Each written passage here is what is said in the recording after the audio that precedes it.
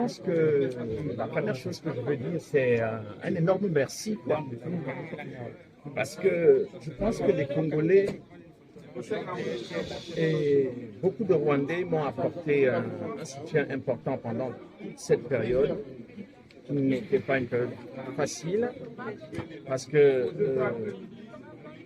une grande partie des médias soumis au FPR, à Paul Kagame, m'a traité quasiment de négationniste avant même que je ne sois jugé. C'est-à-dire que la notion de la présomption d'innocence est complètement ignorée ici parce que c'est la voix de Paul Kagame qui est importante. C'est-à-dire qu'en fait, on se retrouve en France dans une situation où c'est un dictateur africain qui est au pouvoir depuis 30 ans et qui a mis le Rwanda et la République démocratique du Congo en coupe réglée, qui vient faire la loi et qui impose aujourd'hui sa loi à la France. Donc, j'espère que la justice française ne se laissera pas impressionner par ce diktat. Je sais que Kagame avait demandé la tête du procureur Carla Del Ponte au tribunal pénal international. Il l'a eu. Il a demandé à obtenir la destruction de l'enquête du juge Bruguière. Il l'a eu. Et aujourd'hui, il demande la tête de Charles Onana. J'espère qu'il ne l'aura pas. Il l'aura pas. Concernant votre sécurité, vous êtes des menaces de mort. Qu'est-ce que vous dites? Parce que les Camerounais, les Congolais et les Français, tous ceux qui vous soutiennent sont inquiets sur votre sécurité. Qu'est-ce que vous en dites? Bon, je leur dirais de ne pas être inquiets parce que, évidemment, mon avocat a déposé plainte pour menace de mort parce que le 13 juillet dernier, M. Paul Kagame a dit que des gens comme moi doivent mourir. Nous prenons ces menaces au sérieux, mais vous n'avez pas à vous inquiéter pour moi parce que, en fait, M. Kagame a des millions de morts sur les bras. Il s'en moque éperdument. La seule chose que je veux dire au peuple congolais aujourd'hui,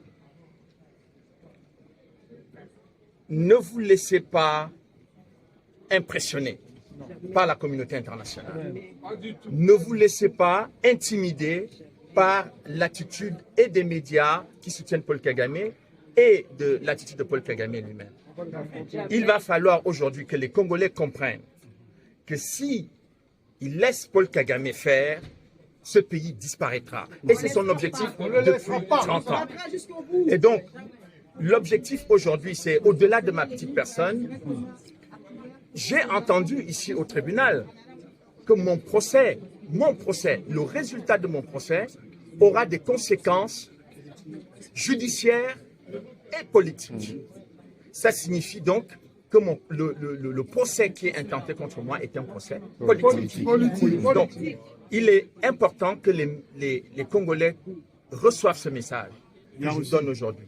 C'est-à-dire que ce que j'ai révélé dans ce livre concernant l'organisation dès 1994 de l'invasion du Congo pour le pillage de ses ressources minières, c'est exactement cette politique qui est en marche et M. Charles Onana est venu perturber cette situation et il faut le tuer. Et donc, ils veulent me tuer judiciairement et me tuer physiquement. Donc, c'est à cela que j'attire l'attention des Congolais et des hautes autorités congolaises, notamment le président de la République de la RDC. Il faut qu'ils sachent qu'ils ont utilisé la même méthode pour éliminer le président Habyarimana. Ils ont pris le temps, ils ont passé le temps à dire qu'il faut négocier, il faut discuter, mais si les autorités congolaises et tous les conseillers du Congo ne prennent pas conscience qu'il n'y a pas que le Congo qui est en danger, mais que même les institutions de ce pays sont en danger.